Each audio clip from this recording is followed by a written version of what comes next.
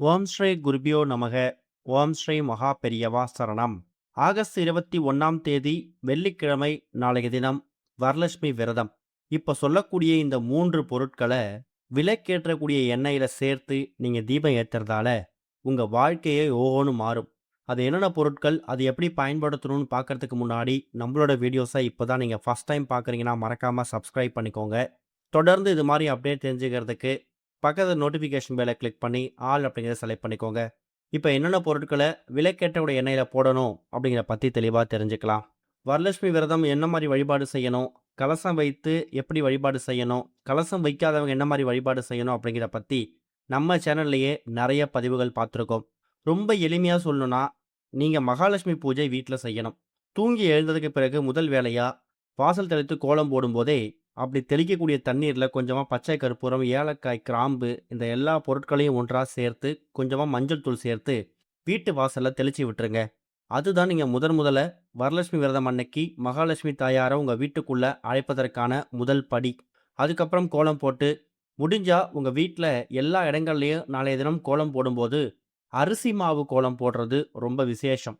எல்லாருக்கும் அரிசி மாவு கோலம் எப்படி போடணும் அப்படிங்கிறது தெரிஞ்சிருக்கும். அதுக்கான விளக்கம் தேவையில்ல. அரிசி மாவு கோலம் போட்டாலே வீட்டுக்குள்ள ஒரு விசேஷ கலை வந்துரும்.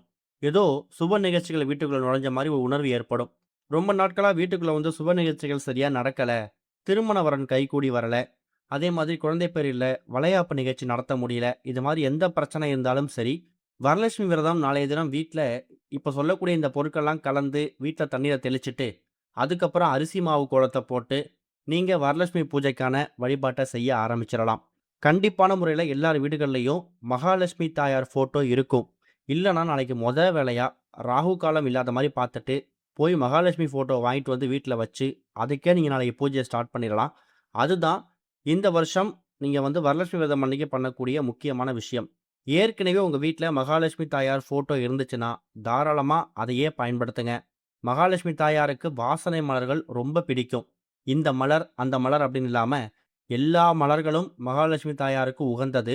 அந்த வாசனை மலர்கள நீங்க மகாலட்சுமி தாயார் ஃபோட்டோவுக்கு சமர்ப்பிக்கலாம். அதே மாதிரி தாமரை மலர் மீது தான் மகாலட்சுமி தாயார் அமர்ந்திருப்பாங்க. தாமரை மலர் கிடைச்சதுன்னா, அத வாங்கிட்டு வந்து மகாலட்சுமி தாயார் பாதத்துல வைக்கிறது ரொம்ப விசேஷம். கலசம் வைக்கக்கூடியவங்க வியாழக்கிழமை நாள் அஷ்டமி அப்படிங்கிறதால, நெறைய பேர் இன்னைக்கு வீட்டுக்கு அம்மன அழைச்சிருக்க மாட்டாங்க. வெள்ளிக்கிழமை காலையில 9:15லேருந்து 10:15 இந்த 1 மணி நேரம் ரொம்ப உகந்த நேரம், நல்ல நேரம். அந்த நேரத்துல அம்மன வீட்டுக்குள்ள அழைக்கலாம். ஃபோட்டோ மட்டும் வைத்து வழிபடக்கூடியவங்க, நீங்க வாங்கிட்டு வந்து வைத்திருக்கக்கூடிய, இல்ல உங்க வீட்ல இருக்கக்கூடிய அந்த மகாலட்சுமி தாயார் ஃபோட்டோ இருக்கு இல்லையா? அத கழுவி சுத்தப்படுத்தி, மஞ்சள், குங்குமம் பொட்டு வைத்து, பூக்களால் அலங்காரம் செஞ்சு ரெடியா வச்சுக்கோங்க. காலைல 9:15லேருந்து 10:15 ஆரம்பிச்ச உடனேயே, உங்க வீட்டோட நிலைவாசலுக்கு போயிட்டு, மகாலட்சுமி தாயே வருக வருகன்னு அந்த ஃபோட்டோவ கையில ஏந்திக்கிட்டே, உங்க வீட்ல பூஜை அறையில ஒரு மணப்பலகை வைத்து, அந்த மணப்பலகை மீது தான் மகாலட்சுமி தாயார் ஃபோட்டோ வச்சு நீங்க பூஜை பண்ணணும். குறிப்பா இனிப்புல நெய்வேத்தியங்கள், பால், பழம் மாதிரியான அப்படி இல்லன்னா, கல்கண்டு பால், சர்க்கரை பொங்கல், கேசரி இது மாதிரி இனிப்புல நெய்வேத்தியங்கள் செய்து மகாலட்சுமி தாயாருக்கு படைக்கலாம். நாளைய தினம் வீட்டுக்கு தேவையான எந்த ஒரு பொருள வாங்கணும் அப்படின்னு நீங்க வந்து முயற்சி பண்ணியிருக்கீங்க, திட்டம் போட்டிருந்தீங்கனாலும், தாராளமா வாங்கிட்டு வந்து வரலட்சுமி விரதம் அன்னைக்கு வீட்டுக்குள்ள வைக்கிறது, மகாலட்சுமி கடாட்சத்தை உங்க வீட்டுக்குள்ள கொண்டு வந்து சேர்த்துடும். இதுதான் இந்த வருஷம் வந்திருக்கக்கூடிய வரலட்சுமி விரதத்த ரொம்ப எளிமையா வழிபடுவதற்கான வழிபாட்டு முறை. கலசம் வைத்து வழிபடக்கூடியவங்க வெள்ளிக்கிழமை அம்மன அழைத்து மாலை வரலட்சுமி நோன்ப முடிச்சுட்டு சனிக்கிழமை விட்டுருங்க. ஞாயித்துக்கிழமை 3வது நாள் அரிசி பானை மீது அந்த கலசத்தை வைத்து புனர்பூஜை அப்படின்னு சொல்லக்கூடிய அந்த கலசத்தை கலைக்கக்கூடிய நிகழ்வை நீங்க நடத்திக்கலாம். மகாலட்சுமி தாயார் ஃபோட்டோ மட்டும் வைத்து வழிபடுறவங்க, வெள்ளிக்கிழமை இரவே நீங்க பூஜைய முடிச்சுட்டு, கீழ மணப்பலகை மீது வைத்திருக்கக்கூடிய ஃபோட்டோவ பூஜை அறையில இருந்த இடத்துல வச்சுடுங்க. இது இல்லாம, இப்ப நாம சொல்லக்கூடிய இந்த பொருட்களை கலந்து இந்த தீபத்த ஏத்தணும். இந்த தீபம் நீங்க மகாலட்சுமி தாயாருக்காக வரலட்சுமி விரதம் அன்னைக்கு பிரத்யேகமாக ஏற்றக்கூடிய தீபம். அதனால மற்ற தீபங்களையும், இதையும் போட்டு குழப்பிக்க வேணாம். நீங்க வீட்ல வரலட்சுமி விரதத்துக்காக ஏற்றக்கூடிய காமாட்சி அம்மன் விளக்கு, குத்து விளக்கு, குபேர விளக்கு இந்த மாதிரி தினமும் ஏற்றக்கூடிய விளக்குகள எப்பவும் போல ஏத்திருங்க. அது இல்லாம தனியா ஒரு விளக்கு இருக்கு, இல்ல ஒரு அகல் விளக்கு இருக்கு. அந்த அகல் விளக்குல தீபத்த ஏத்தப் போறோம் அப்படின்னாலும், கண்டிப்பா ஏத்திக்கலாம். தப்பு கிடையாது. இதுல போடக்கூடிய ஒரு பொருளுக்கும் ஒரு மகிமை இருக்கு. ஒரு விதமான பலன்களை இந்த பொருட்கள் உங்க வீட்டுக்குள்ள கொண்டு வரும்.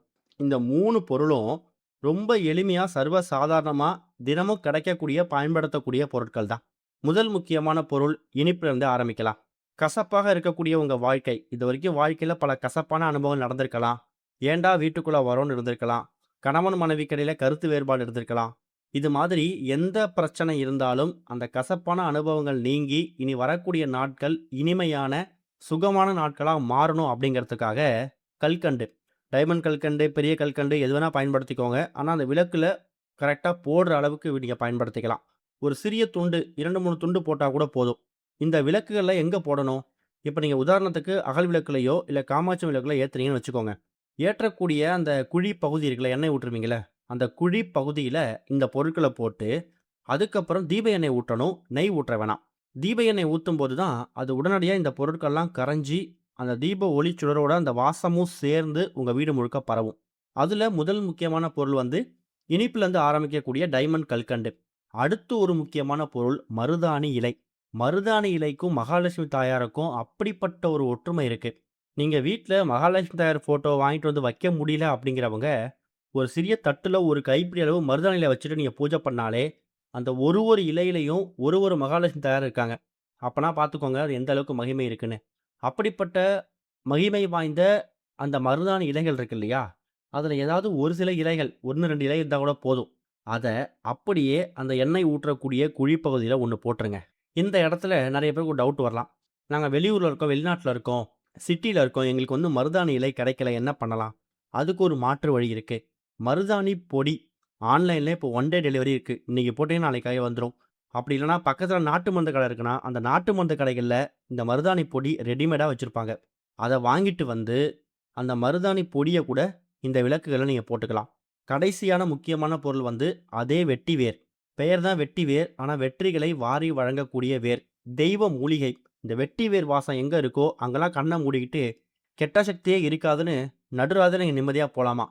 அந்த அளவுக்கு வெட்டி வேருக்கு ஒரு மிகப்பெரிய மகிமை இருக்கு. சுவாமி சிலைகளுக்கு அபிஷேகம் பண்ணும்போது, இந்த வெட்டி வேர தான் அந்த தண்ணீர்ல கலந்து அபிஷேகம் பண்ணுவாங்க. வெட்டி வேர் இருக்கக்கூடிய இடத்துல துர்சக்திகள் நடமாட்டம் இருக்காது. அதுதான் வெட்டி வேர் இருக்கக்கூடிய பெரிய மகிமை. இந்த வெட்டி வேரும் ஆன்லைன்லயும் கிடைக்கும். நாட்டு மருந்து கடைகள்ல 200% கிடைக்கும்.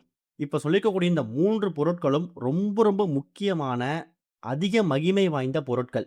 இந்த ஒரு ஒரு பொருளும் தனித்துவமான பலன்களை உங்க வீட்டுக்குள்ள கொண்டு வந்து சேர்க்கும். குறைஞ்சது 2 பொருளாவது பயன்படுத்திருங்க. கல்கண்டு, மருதாணி இலை, வெட்டி வேர். இந்த 3 பொருட்களையும் சாஸ்திரத்துக்கு சும்மா ஒரு ஒரு துளி இருந்தா கூட போதும். விளக்கேற்றக்கூடிய எண்ணெயில கொஞ்சமா சேர்த்து தீபத்தை ஏத்தும்போது, அந்த 3 பொருட்களும் ஒன்றாக சேர்ந்து அந்த எண்ணெயோட கலந்து தீபத்தோட எரியும். அப்ப அந்த தீப ஒளிச்சுடர் உங்க வீட்டுக்குள்ள பரவும்போதும், அந்த ஒளிச்சுடரோட வாசனை, தீப எண்ணெய் வாசனை உங்க வீடு முழுக்க பரவும்போதும், மகாலட்சுமி தானா உங்க வீட்டுக்குள்ள கால எடுத்து வச்சுருவாங்க. இந்த தீபத்தை ஏத்துனா மட்டும் தான் மகாலட்சுமி தாயார் எங்க வீட்டுக்குள்ள வருவாங்களா? வெறும் ஃபோட்டோ மட்டும் வைத்து வழிபட்டா வரமாட்டாங்களா? அப்படிங்கிற கேள்வி நெறைய பேருக்கு வரும். இதுக்கான அர்த்தம் அது இல்ல. என்னதான் இறைசக்தி நமக்கு இருந்தாலும், கிரகதோஷ பாதிப்புகள்னு இருக்கு. அந்த மாரி விஷயங்கள் தாக்கத்த ஏற்படுத்தும்போது, தெய்வ சக்தி அப்படின்னாலும், அந்த கிரகதோஷம் பாதிப்பு இருக்கிற வரைக்கும், தெய்வ சக்திகள் கொஞ்சம் வெயிட் பண்ணி தான் ஆகணும். ஆனா, இந்த மாரி பரிகாரங்கள பண்ணும்போது, தெய்வ சக்தியோட ஆற்றல் வீடு முழுக்க பரவும். அது மூலியமா கிரகதோஷ பாதிப்புகளோட அடி வந்து ஓங்கி விழாம தாங்கி விழும். சின்ன சின்ன பரிகாரங்கள் பண்றதுக்கான நோக்கமும் அதுதான். தீபம் எரிஞ்சு முடிஞ்சதுக்கு பிறகு, அதுல வந்து ஏதாவது பொருட்கள் மீந்து போயிருந்துச்சுன்னா, அத அப்படியே கால்படாத மாரி செடி கொடிகள்ல போட்டுருங்க. வரலட்சுமி விரதம் அன்னைக்கு மாலை நேரத்துல 6, 7 மணிக்கு மேல தீபத்த ஏத்தலாம். கலசம் வைத்து வழிபடுறவங்க கலசத்துக்கு முன்னாடி கூட ஒரு சிறிய அகல் விளக்குல தீபத்த ஏத்தி வைக்கலாம். நம்பிக்கையோட பண்ணுங்க. நல்லதே நடக்கும். ஓம் ஸ்ரீ குருபியோ நமக. ஓம் ஸ்ரீ மகா பெரியவா சரணம்.